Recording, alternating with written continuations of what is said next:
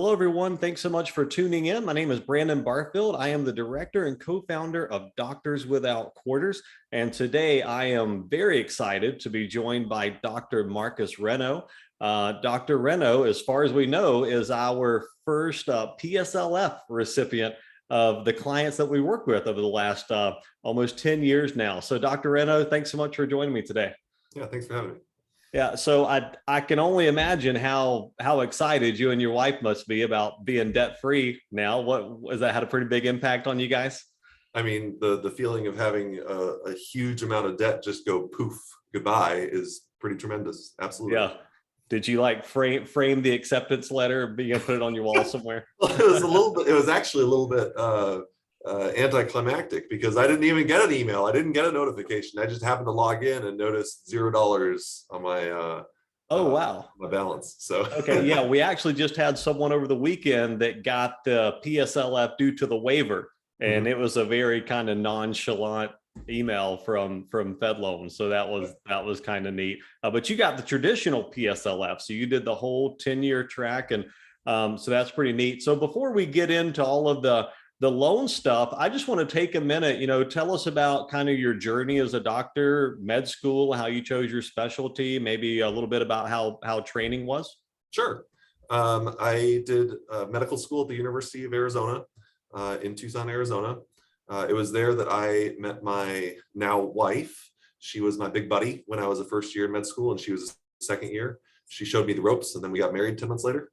And both of us ended up, she ended up doing an MPH program, so that we ended up being able to match together into pediatrics, and went to the University of Florida in Gainesville, Florida for that. And then after that, she got a real job in private practice while I went on to fellowship at Vanderbilt in Nashville, Tennessee, for pediatric cardiology. And after training, so I did 4 years of pediatric cardiology and advanced cardiac imaging training, and now I'm in my first real big boy job at the University of Arkansas for medical sciences and Arkansas Children's Hospital in Little Rock, Arkansas. Okay, gotcha. Did you decide on peds early on? It sounds like that was a joint decision. Yeah, I always thought I was going to be a radiologist. I love imaging. I love technology. I love the idea. I was a computer geek in junior high, and I kind of loved the idea of using technology to help people. And then I got to medical school, and my wife told me that I needed to do something where I was going to see patients and take care of people. And one day she came home from a peds cardiology elective and came home and said, "Hubby, I found your calling." Yeah. How long during training before you decided you wanted to go ahead and do the advanced specialty in the fellowship? I kind of had an idea early on that I wanted to do pediatric. It was pediatric cardiology that I wanted to do all along. The question was whether or not I would do the advanced imaging training, that extra year of training. And ultimately, as I got further along, I realized that it was exactly what I wanted to do. And I'm really grateful to be where I am now, doing exactly what I've trained for so long. Gotcha. So how many total years was that in training with the fellowship? Yeah, 7 years total after med school. So 7 years, and of course, all that counted toward PSLF, which certainly helps a lot. Now, talk to me about your transition. When you started looking at job opportunities, did you see quite a bit in the for-profit and the nonprofit sector? In my specialty, there is very little available in the for-profit private practice model. There's just not a whole lot out there. A lot of what we do in pediatric cardiology is by definition a team sport. You can't do it in isolation. There's just too much. You can't do a great job taking care of complicated patients by doing that. You can see a lot of basic things and do a lot of general pediatric cardiology in private practice and do a great job with that. But if you are going to be taking care of complicated and sick patients, then you really do need to be in a larger, more academic kind of setting. Right. Yeah, that makes a lot of sense. Now, when you came out of school, did you what sort of debt load were you carrying? My forgiveness amount, which was around $220,000. Okay, so you got basically your entire principal wiped out, and then a little bit of interest on top of that, didn't you? Yeah, almost $20,000 in interest as well. Okay, gotcha. So as you went into training, which was 2014, if I'm not mistaken. 2011 is when I started my residency, and then 2014 Okay. was fellowship. So 2011, the income-driven repayment plans were just barely starting to catch on. I actually gave my first residency talk in 2011, just over 10 years ago. And I remember back then, all the residents were doing residency deferment was kind of the go-to thing back then. And we were trying to teach people about these income-driven payment plans. So what was your debt management like during training? Did you jump on IBR from the start, or what'd you do? Yeah, so I mean, even before that though, the big thing was grace period. So I had the benefit of a financial counselor who told me about PSLF, and I realized that that 6-month grace period was just going to hurt me in the end if I was going to have to make more payments on the end because I've got a 6-month grace period at the beginning. And so I actually asked my servicer to be taken off the grace period as soon as possible. So once I had consolidated all of my loans into direct loans, then I think it was by September or so of my intern year, I had been put into an income-driven repayment plan, and I think I started with IBR. And during training, I bounced around a bit. It was our case is a little bit complicated because my wife was also in residency and also had around $200 and something thousand in debt as well. We were less convinced that she was going to do nonprofit, academic, that kind of thing. But we were trying to minimize our payments. And so there were some years, depending on whether so during residency, I think we were both on IBR. And then when I went to fellowship and she started in private practice, her income was a lot higher than mine. And there were a couple of years where it behooved us to file our taxes married separately rather than married jointly, and pay in total, I think we paid something like $7,000 more in taxes over the course of a couple of years in order to save a lot more than that in terms of the student loan payments. Since she was in private practice, we were not pursuing public service loan forgiveness for her, and so we refinanced her student loans into a private loan, and have made a lot of progress on that. We're under $100,000 on that. Our interest rate is something ridiculously low, like 1.05%. And so we're just going to coast there for the remainder of that repayment. But there were some years where we were in IBR, some years that we were in pay as you earn. And one thing that was interesting actually is I lost credit for 2 months along the way because of the administrative forbearance that they placed on my account as I was transitioning from one repayment plan to another. Yeah, we've seen a lot of borrowers hit by that. And I was not happy about it because I thought that I was going to have to pay that at the end, right? That extra month, because every month was going to be several thousands of dollars of payment at the end. Now, of course, in retrospect, I've been pretty lucky because of the COVID pandemic relief. These last few years when my salary has been the highest, I have had $0 payments. And so it ultimately didn't matter for me, but yeah. Yeah, it's interesting that you mentioned the marriage. It probably sounds bad. We're doing our student loan talks. I like to tell folks, guys, when you're married, whether your spouse has debt or not, when you are married, this whole dynamic of student loan repayment and income-driven payment plans, it just gets significantly more complex, and it just takes more time. And like you said, crunching the numbers, going back and forth, and some folks it's married filing joint and they make that decision and they run through it. Other folks, they have to rerun that analysis every year because of course your income is changing every year. And it sounds like you guys, you felt the brunt of that, right? It was a decision you had to make every single year, even with the tax burden. You had to look at the big picture, well, going into that. Honestly, that's why we hired you guys to help us. That was the reason that I hired you guys, because I understand the system relatively well, probably better than most, but I needed help before making a decision to spend several $1,000s more in taxes. I needed to know that I was going to actually save more in student loan payments and have somebody else double check my math. And you guys were able to do that for me. You guys were able to look at both of our incomes, both of our debt levels, know which of the repayment plans includes both spouses' debts versus only one of the spouses' debts versus both incomes and all of those things, and give us advice on what year we should go into which repayment plan to minimize our payments.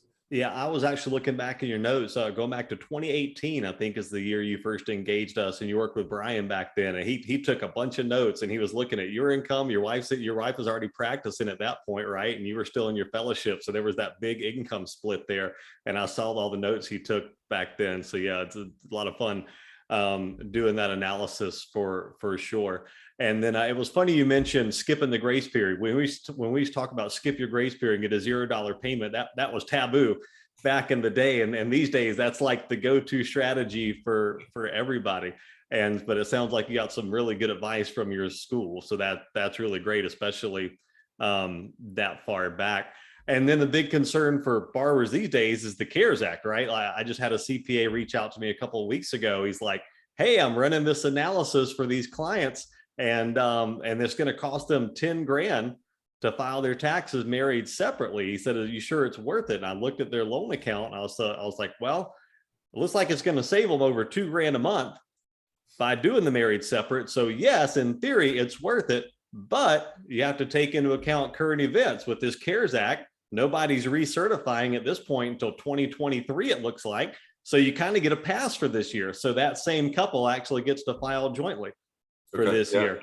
Yeah. And so it's amazing how you have to take that theory and add the current events to it. And especially as the federal government talks about when to resume these payments, that's that strategy. There's some risks with whatever you choose, but making the best decisions with the information you got.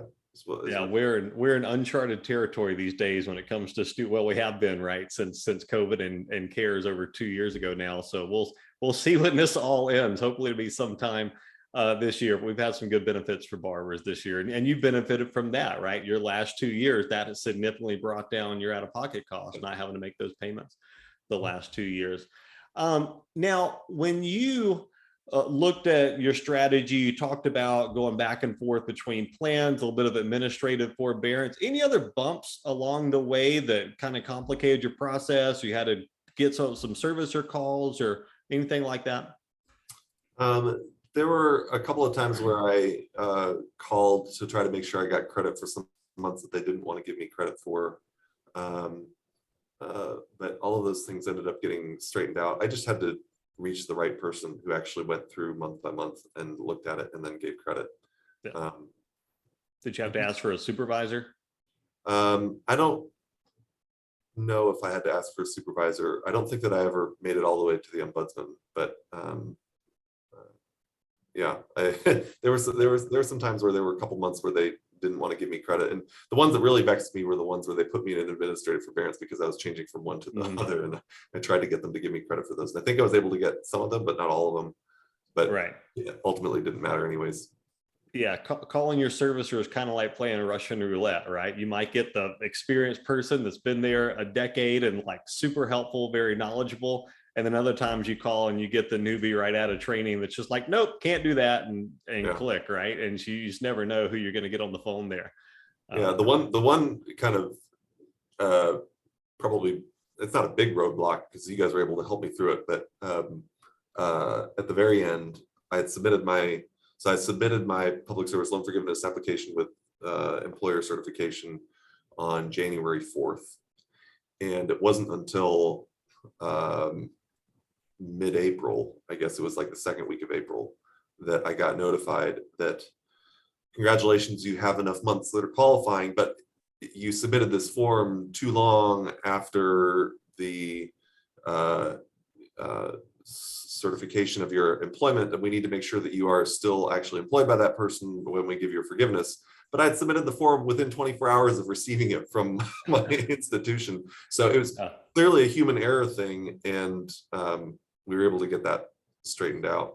I don't know what ended up actually resolving it on your guys' end, but you guys were able to work with the contact at FedLoan that was able to get it resolved. And yeah, we've been lucky to have a really good behind the scenes contact at FedLoans that's able to escalate stuff either straight to the ombudsman or straight to the PSLF team which is great. And now, everything's transferring over to Mahila. I'm not sure if you heard that. Fed loans, basically they're firing themselves. They want out of this. And so now Mahila is going to be the contract servicer for PSLF. And at first we're like, oh no, we lost our contract, but it's just, by the grace of God, we happened to bring on 2 new advisors last year, and I hired them from Mahila. So now we've got even more contacts behind the scenes. We know exactly how they process everything. So we're pretty excited about the level of service we hope we'll be able to bring to our clients moving forward and work those back channels, because I can't tell you how many clients just like yourself have benefited from being able to work those back channels. Yeah.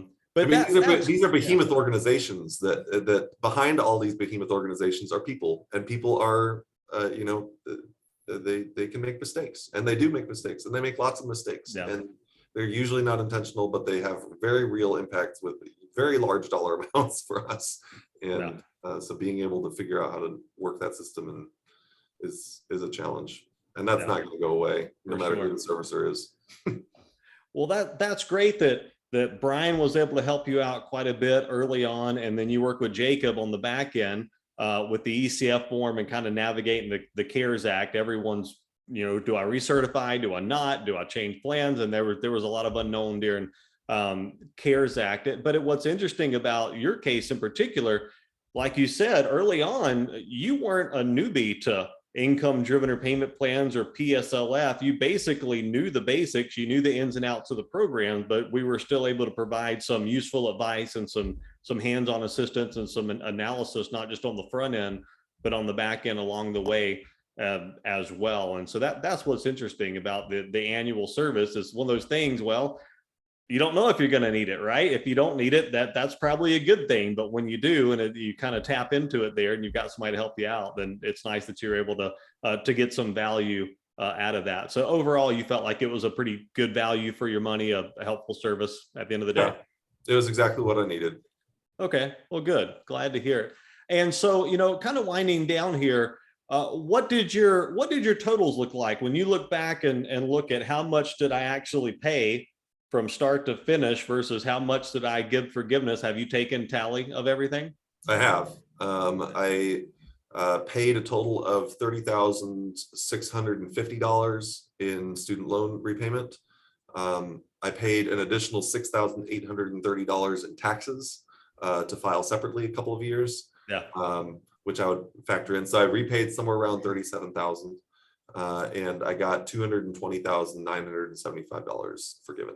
Wow, that's amazing. And just for the benefit of our viewers, normally when we model this stuff out from the beginning, it's very common to see folks getting roughly their principal balance forgiven. Usually out-of-pocket costs, we see ranges somewhere between, say, $70,000 and $100,000. But you had a few good things working in your favor. Number one, you spent a lot of years in training.